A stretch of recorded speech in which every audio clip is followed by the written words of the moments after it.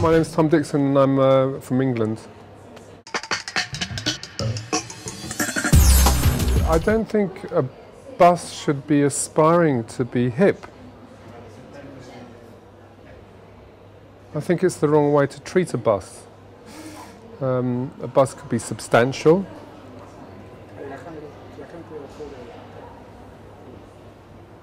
A bus can be honest, it can be practical, but it really shouldn't try and be hip.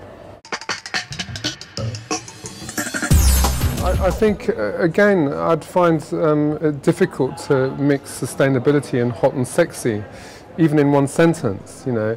I think you've got to really be thinking about sustainability as a change of behaviours rather than hot and sexy. Because if it's hot and sexy, it'll cool down again. So it's all about trying to make it ingrained into people's behaviours.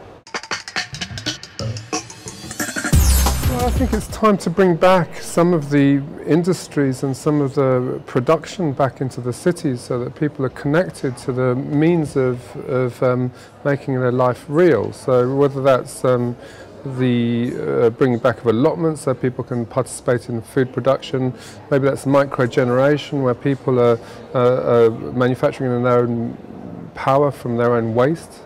Maybe it's proper industry or baking bread. All of these things have to come back into the fabric of the city so that the city becomes not isolated from the means of living.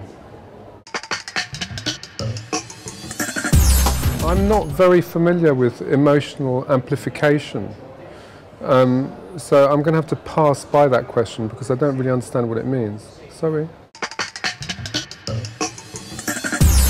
Not necessarily. You can have a completely unsustainable, rich cultural life.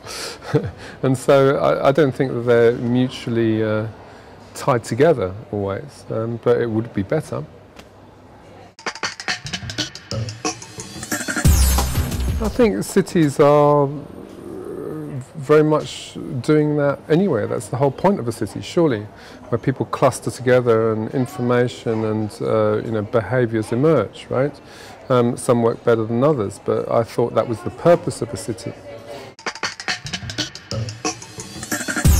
Well, a city is nothing without the personal stories of the inhabitants, you know, and that's what makes the older cities so much richer than the newer cities, you know, it's the layers upon layers of personal stories. So yeah, I don't see the two as separate. I think the answer is in the question. You know, the city has segregated, and people do separate. You know, they commute from big distances to work, and I was talking about this just in one of the earlier questions. Once you integrate the production of energy and food and jobs in a city again, then the city becomes alive and people start caring for it again. I think we're too distant from the means of life, really.